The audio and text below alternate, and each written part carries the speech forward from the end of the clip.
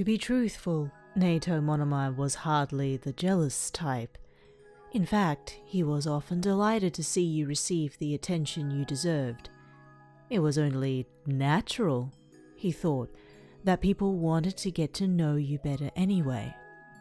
But he was hardly the jealous type simply because he did not register when people were sincerely flirting with you.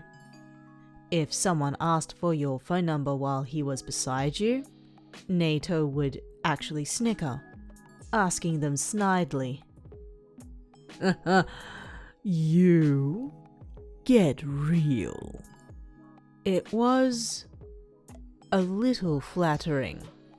Perhaps that he was so trusting in you. And Neito did not waver easily in the face of competition, but it did happen sometimes.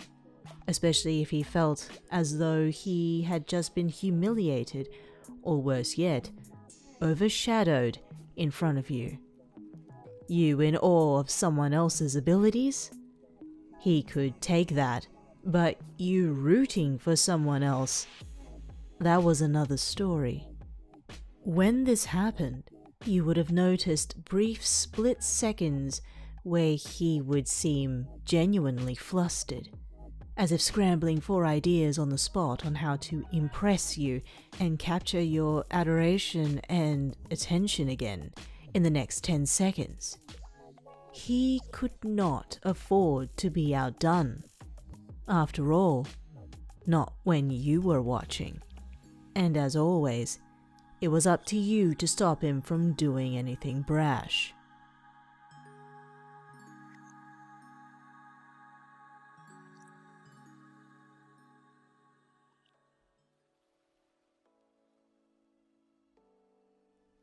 The fact was that Hitoshi Shinsou did not fare well in the face of jealousy. He was reserved in social situations, but certainly not shy. So if he thought something was up, his displeasure would show as clear as day in spite of his stoic nature. But he wouldn't care for the most part. When you gushed about other people, celebrities, friends, whatever, he would think it was amusing when you got so emotive about the little traits and oddities about them. What would begin to peeve him was if you were getting too close with someone, so much so that it was infringing on the time he spent with you. You could tell him that your friend had invited you over and that you were planning to go, and he would not skip a beat to ask with complete sincerity what he could do to make you reconsider. "Is that a yes?" he would ask, his deep voice at your ear when you hesitated. "Won't you stay this once, kitten?" It was not that he didn't trust you, he just didn't trust anyone else, no matter how many times he could clear his throat and utter the phrase, "As your boyfriend." When your suitor was nearby, he knew that people wouldn't change. But as long as he could get you to understand there was no one better to spend time with than him, then he wouldn't have any further qualms.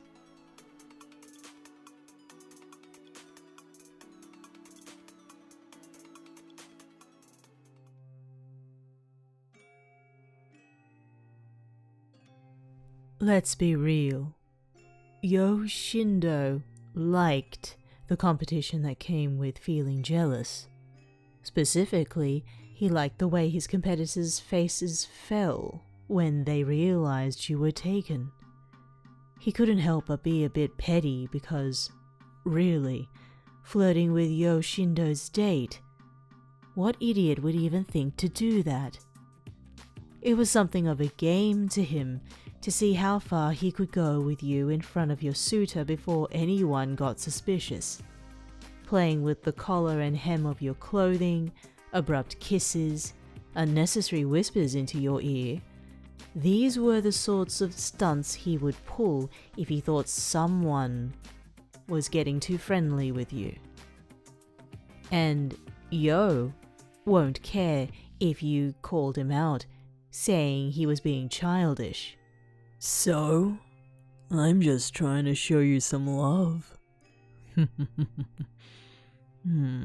He would hum, a cocky smile curling at the edges of his lips. He would get a little irritated, however, if you were the kind type. The type to let people down softly and break their hearts as gently as possible. He wouldn't mistake your kindness as you flirting back, but with every sympathetic gesture you sent their way, Yo was inclined to rile you up more. And if they still didn't get the message, well, Yo Shindou had never shied away from PDA, and if they wanted a show, they could get one.